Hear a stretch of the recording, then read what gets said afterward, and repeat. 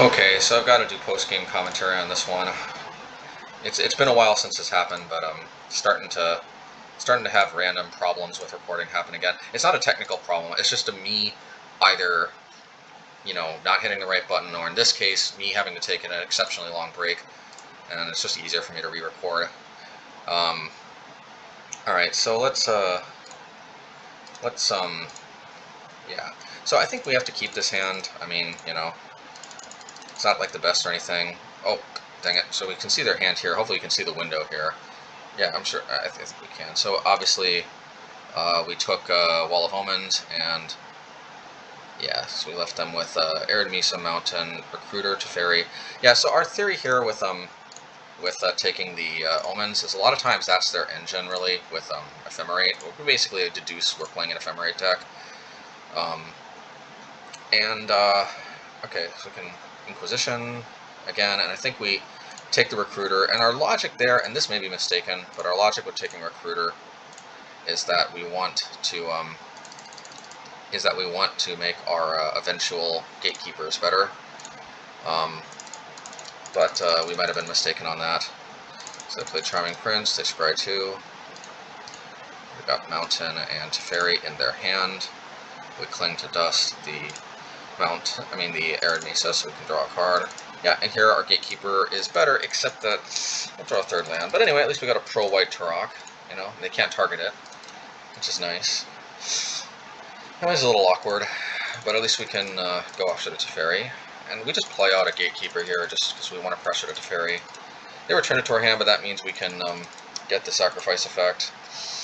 Yeah, problem is we continue to not draw a third land. So, anyway. We're going to play the Dauthi Voidwalker, the Ephemerate in response. I think they think that it's going to exile the Ephemerate from the ability. Turns out, actually, that's not the case. Anyway, they play Vial, they attack. Then we get some Voidwalker game going. So I think maybe we can even race them with the Voidwalkers, but they keep Ephemerating. And as we can see, looks like that's the Ephemerate after it already comes back on the rebound. So yeah, see, it only exiles it with a Voidwalker's ability on the rebound. It doesn't do it initially, so they still get full value. And they get to take it, and I think they Ephemerate again. And that's just kind of, I hate to spoil it, but like that's just kind of hard to come back from, especially when you're not drawing a third land.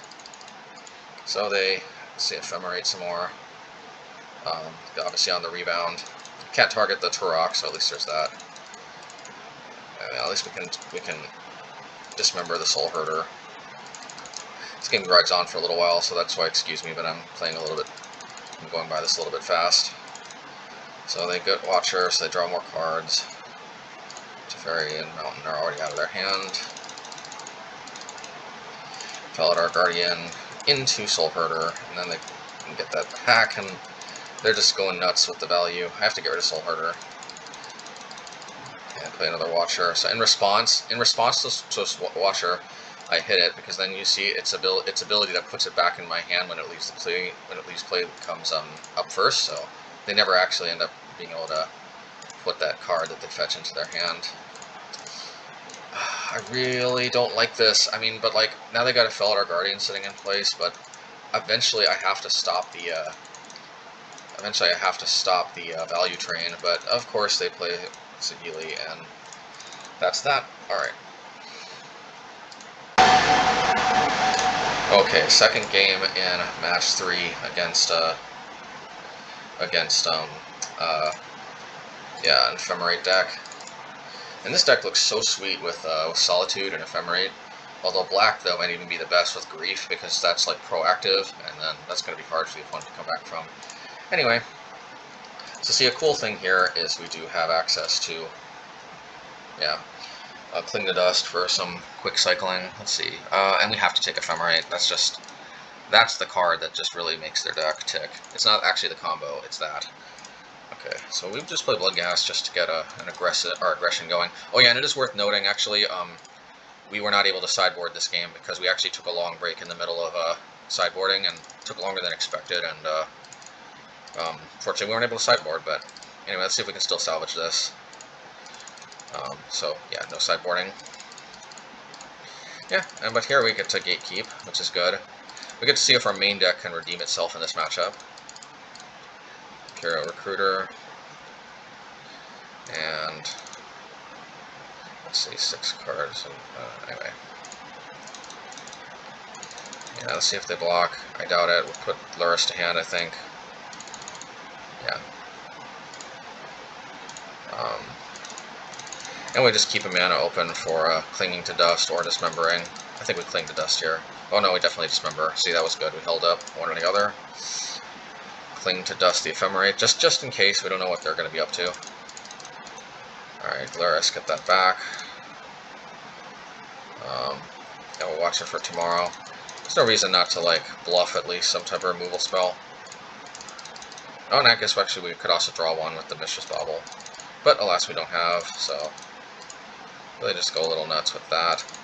But the thing is, they're tapped out, and we've got a pretty good lineup for an attack. And that's tapped too. So, yeah, we just remove one of their lands, draw a card, Collective Brutality will help clear the way. And here's what we do. I believe we Collective Brutality for all 3 modes. Yeah. And then we fetch to get the Bloodghast. We discarded Bloodghast, by the way, and the other fetch land that we fetched. Get this back, drain them for 2, and then we have Lethal, and also Bloodghast has haste, and alright, that's that. So our main deck has redeemed itself. Alright. But, so that's game 2, but we were unsideboarded, so, you know, at least our main deck redeemed itself. Okay. Okay, game 3 in match 3. And let's see. And first of all, how did we sideboard?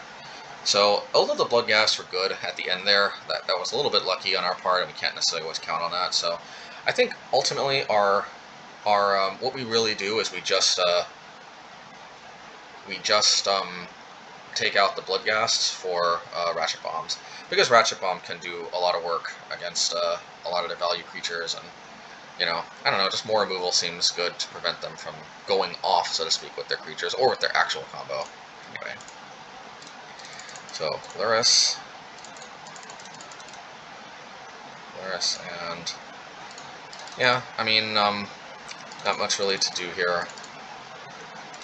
I think we play the Dauthi Voidwalker next turn. I mean, there's not much else to do. Yep. They play another one. Play an Aether Vial. I think we just play Gatekeeper.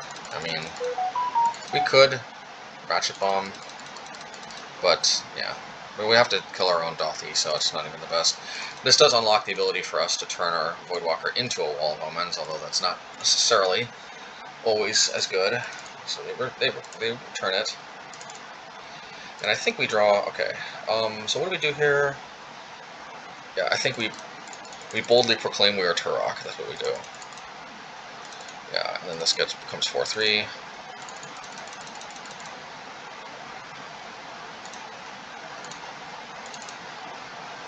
And then we Polluted Delta.